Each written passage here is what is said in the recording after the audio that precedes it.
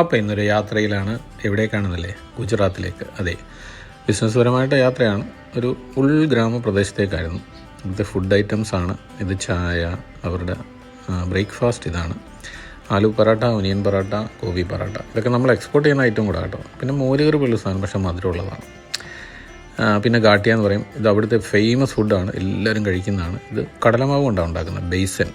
പിന്നെ ഇത് ഓമയ്ക്ക ഇങ്ങനെ ചീകിയിട്ടതാണ്. മാങ്ങയുള്ള സമയത്ത് പച്ചമാങ്ങ കിട്ടും, എനിക്ക് ഭയങ്കര ഇഷ്ടമാണ്. ഇത് മുളക്, ബജ്ജിയ മുളക് ഫ്രൈ ചെയ്തത്. ഇത് പിന്നെ ജിലേബി. ആരാണൊക്കെ എൻജോയ് ചെയ്ത് കഴിക്കുന്നുണ്ടേ. അങ്ങനെ ഗുജറാത്തി ഫുഡ് എൻജോയ് ചെയ്തു. പിന്നെ ഗ്രാമത്തിലെ രമണീയമായ കാഴ്ചകൾ നല്ലതായിരുന്നു. കൃഷിസ്ഥലമാണ് ഏറ്റവും കൂടുതൽ, ഒരുപാട് കൃഷിസ്ഥലമുണ്ട്. പിന്നെ നമ്മുടെയൊക്കെ ക്രേസായ ബുള്ളറ്റ്, എൻഫീൽഡ് അവിടെ യൂസ് ചെയ്യുന്ന വേറെ കാര്യത്തിന്. ആളുകളെ ഇങ്ങനെ കൊണ്ടുപോകാനും വരാനും മോഡിഫിക്കേഷനൊക്കെ നടത്തി 4 വീലറായിട്ടാണ് ഉപയോഗിക്കുന്നത്. ഇവിടെയൊക്കെ MBD ഉണ്ടായിരുന്നെങ്കിൽ, സ്ട്രിക്റ്റ് ആയിരുന്നെങ്കിൽ എല്ലാത്തിനും ബുക്കെടുത്ത് അകത്തിട്ടേനെ. പക്ഷേ അവിടെ അങ്ങനെയല്ല. എന്തായാലും ഈ കൃഷിസ്ഥലത്ത് ഇത് കൂട്ടിയിട്ടേക്കുന്ന കാഴ്ചയാണത്.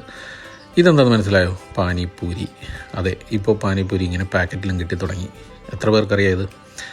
അപ്പം ഇതും എക്സ്പോർട്ട് ചെയ്യാനുള്ള പരിപാടിയിലാണ്. അതിൻ്റെ ബാക്കിയുള്ള ഈ ഐറ്റംസ്, ഇത് പൂരി വെക്കാനുള്ള, അങ്ങോട്ട് പൊട്ടാതെ പൂരി പോകാനുള്ള സാധനമാണ്. അത് കവറൊക്കെ ചെയ്ത്. പിന്നെ അതിൻ്റെ ലിക്വിഡാണിത്. നമ്മുടെ പുതിനയിട്ട എരിയുള്ള ലിക്വിഡ്, പിന്നെ പുളിവെള്ളം കൂടെ അതിൻ്റെ കൂടെ കിട്ടും. അത് ഞങ്ങൾ ഉപയോഗിച്ചില്ല. ഇത് തന്നെ എനിക്ക് ഭയങ്കര ഇഷ്ടമാണിത്. പുതിനയിട്ടത്, നല്ല എരിയുണ്ട്, നല്ല രസമാണ് ഇത് കഴിക്കാൻ. അപ്പോൾ ആ സാധനങ്ങളൊക്കെ സെറ്റ് ചെയ്തിട്ട് അവർ തന്നു. അപ്പോൾ അതിനകത്തേക്ക് നമ്മുടെ പാനിപ്പൂരിയുടെ വെള്ളം ഒഴിച്ചിട്ട് ഒന്ന് കഴിച്ച് നോക്കി. നല്ല ടേസ്റ്റ്, നല്ല ഒത്തൻറ്റിക് ടേസ്റ്റ്. വേറൊന്നും പറയാനില്ല. എൻ്റെ ഫേവറേറ്റ് ഫുഡാണ് പാനിപ്പൂരി.